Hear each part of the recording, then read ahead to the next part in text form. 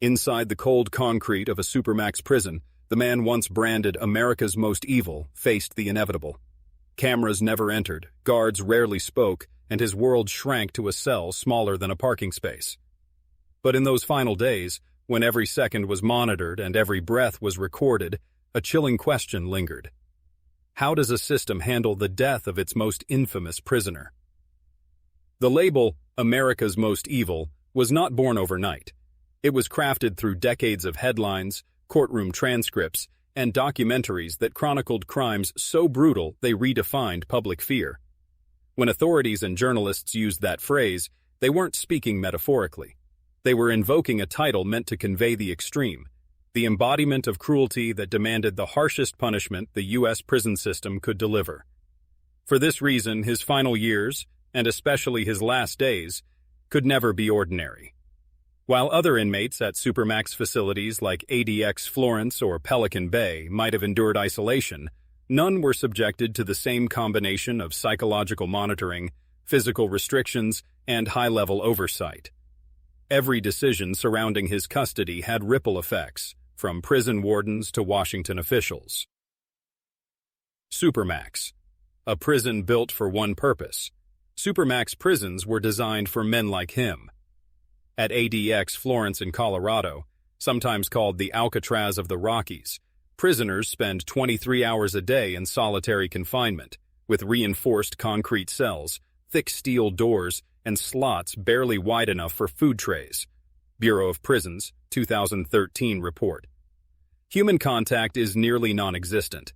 Inmates communicate by shouting through drains or tiny cracks, and exercise takes place in small concrete pens known as dog runs.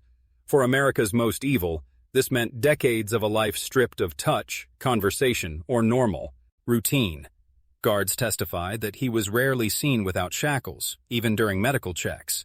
His meals were slid through a slot, his movements recorded on security cameras. His health constantly monitored, not just for his safety, but to ensure that the government could control the narrative of his final chapter. The public's fascination. Outside those walls, fascination only grew. True crime programs revisited his story repeatedly. News outlets described his behavior in court, his interactions with attorneys, and his chilling interviews where he often spoke with no remorse. Families of victims watched every update closely, while critics of the prison system debated whether decades of solitary confinement represented justice or cruelty. In those final months, speculation swirled. Would he die naturally in prison? Would he ever show remorse? Would the public ever learn the exact details of his final words? These questions made his impending death not just a matter of closure for victims, but also a national moment, one that tested the limits of punishment and human endurance. The shadow of death row. While he was not always housed on traditional death row, his conditions mirrored it. Officials often faced a dilemma: how to keep someone alive long enough to complete due process, yet under restrictions harsh enough to protect staff, other inmates, and the public from influence or violence. According to court filings and Bureau of Prisons policies, such inmates are often placed on Special Administrative Measures, SAMs, which tightly restrict communication with the outside world. Letters are read before being sent, visits are limited to attorneys, and even those conversations are monitored. In his case, these SAMs meant his voice was silenced long before his body failed. For years, he lived in an environment where the only sounds were the clank of steel doors and the echo of guards' boots. Building toward the final days, as his health declined, questions about protocol intensified. Federal guidelines required that prisoners with terminal conditions receive adequate medical care, even inside Supermax conditions. Yet any medical transfer or hospital visit for a man like him meant mobilizing entire teams of armed guards, armored vehicles, and advanced coordination with local police. Every appointment required secrecy.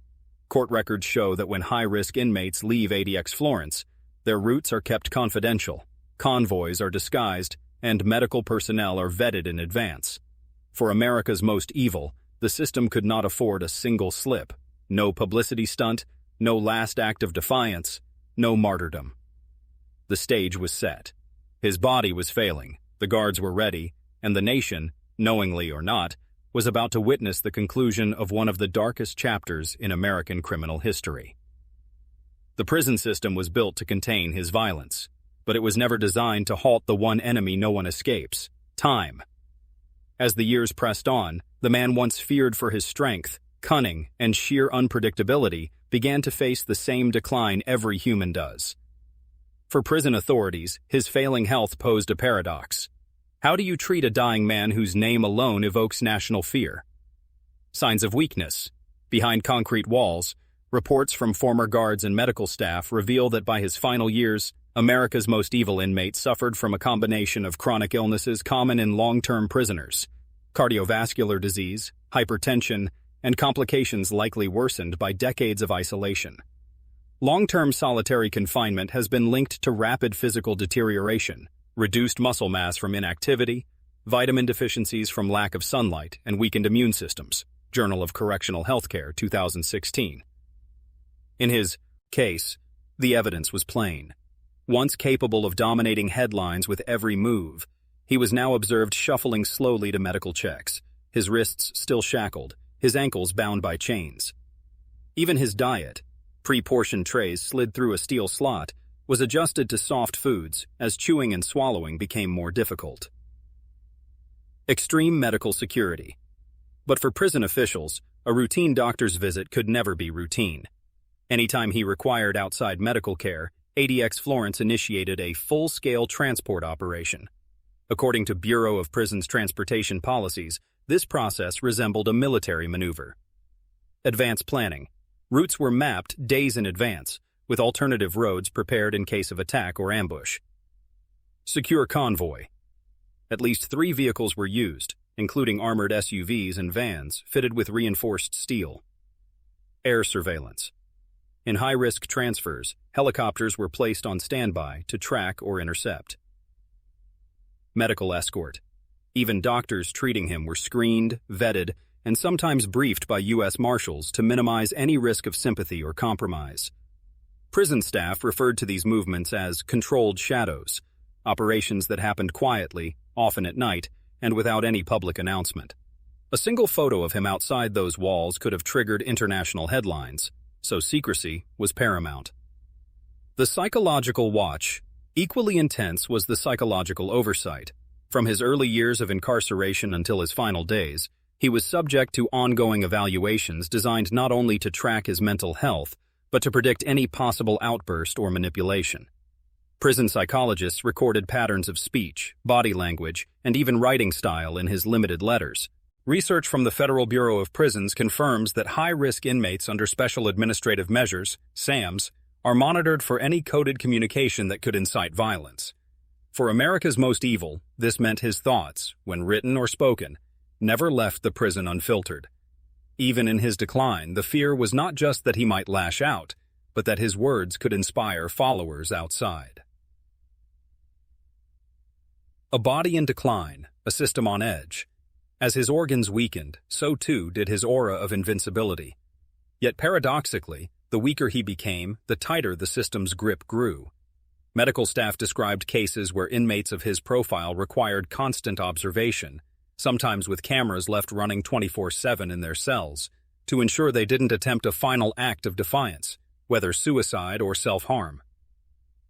In these final months, his health reports were no longer just medical charts. They were treated as classified documents. Every symptom, every medication, every vital sign became part of a carefully guarded record, not just of a patient, but of a national security risk whose very death could ignite waves of reaction. The last walks inside, fellow inmates later testified through letters and interviews that they sometimes caught brief glimpses of him moving down the corridor, escorted by multiple guards.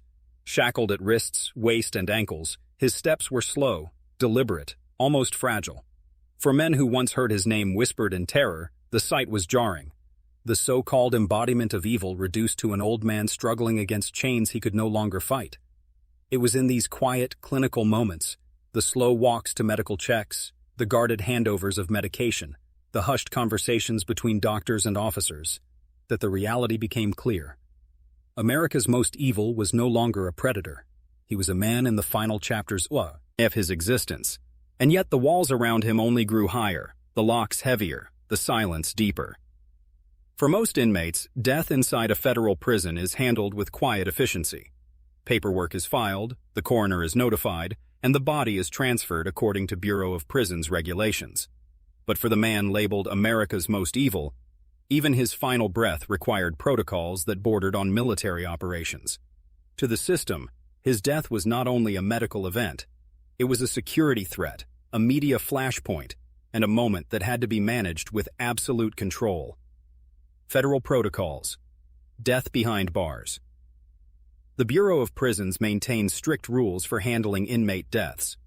When a prisoner passes away, officials must immediately notify the warden and regional office. Secure the body under armed watch until the coroner or medical examiner arrives.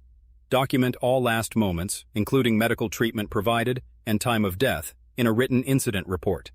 Notify the next of kin, usually through an official representative rather than a direct phone call from prison staff. But with this inmate, those procedures were amplified tenfold. Court filings and leaked BOP manuals confirm that high-risk prisoners under Special Administrative Measures, SAMs, triggered enhanced notifications, requiring communication not only within the Bureau, but directly to the Department of Justice. In other words, the Attorney General's office would know within minutes if he died. The shadow of public reaction. Why such urgency? Because the Bureau feared two things. Glorification, that extremist supporters might treat his death as martyrdom. Speculation, that critics of solitary confinement or U.S. prison policy might accuse the government of mistreatment or cover-up. Officials remembered past controversies. When infamous inmates like Jeffrey Epstein died in Q. Staudy, public suspicion exploded. The Bureau was determined to prevent another scandal, especially with a man who had been demonized as the very face of evil. Media management and secrecy. According to investigative reporting, New York Times 2019, the Bureau of Prisons maintains pre-drafted press statements for high-profile inmate deaths. These statements are reviewed by lawyers, security officials, and sometimes even the White House before release. The goal is to control the narrative, confirm the fact of death, provide minimal detail, and prevent speculation from spiraling. In this case, the strategy was clear. Release only what was legally required. Cause of death? Natural causes, unless otherwise confirmed by autopsy. Location? A federal medical facility, without naming the exact hospital if treatment occurred outside the prison. Time of death? Rounded to the nearest official record. Every word was calibrated to ensure no part of his final story could be used to fuel conspiracies or sympathy. The handling of the body, even the body itself, posed risks. For regular inmates, remains are transported discreetly to a coroner, then released to family. But for America's Most Evil, security measures mirrored those of his life. Armed escort teams monitored the body until custody was officially transferred. Secure transport vehicles, often the same armored vans used for living inmates, carried the remains. Restricted access meant only a handful of staff were permitted to touch or view the body, all of whom had to log their actions in detail. In some cases, the Bureau has coordinated with U.S. Marshals to oversee the chain of custody, ensuring no unauthorized photographs or leaks occurred. Family notification, a cold call. By federal law, next of kin must be notified. But for notorious inmates, this process is stripped of sentiment. It usually arrives in the form of a sterile statement. We regret to inform you that name inmate number and has passed away in federal custody on date. For this inmate, family EATs were already frayed and visits had been nearly impossible under SAMs. Notification would not bring closure. It was a formality, one last administrative note in a life dominated by paperwork and restrictions. What comes after death in custody? Once the death was official, the process moved quickly. Autopsy, conducted either by the federal medical examiner or contracted specialists, ensuring the cause of death could withstand legal and media scrutiny. Burial or cremation. If family refused the body, the Bureau of Prisons arranged an unmarked burial or cremation, often at government expense. Record sealed. Much of the documentation, Medical notes, surveillance logs, staff reports would be classified, released only if ordered by courts or through Freedom of Information Act, FOIA, requests. But even as the system followed procedure, the truth was unavoidable. Officials were preparing not just for the end of a man, but for the end of a symbol. His death was more than biological. It was the quiet closing of a chapter that had haunted America for decades. A prison, holding its breath. In the days leading up to his final collapse, guards and administrators described an atmosphere of tension unlike any other. Rumors spread quickly inside prison walls. Some inmates whispered that they had seen him coughing violently during medical checks.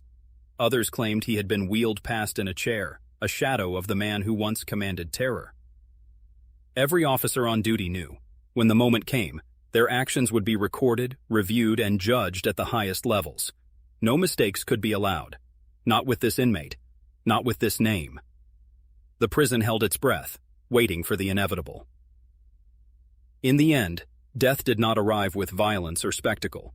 It came quietly, within the concrete silence of a Supermax facility built to suppress every human sound.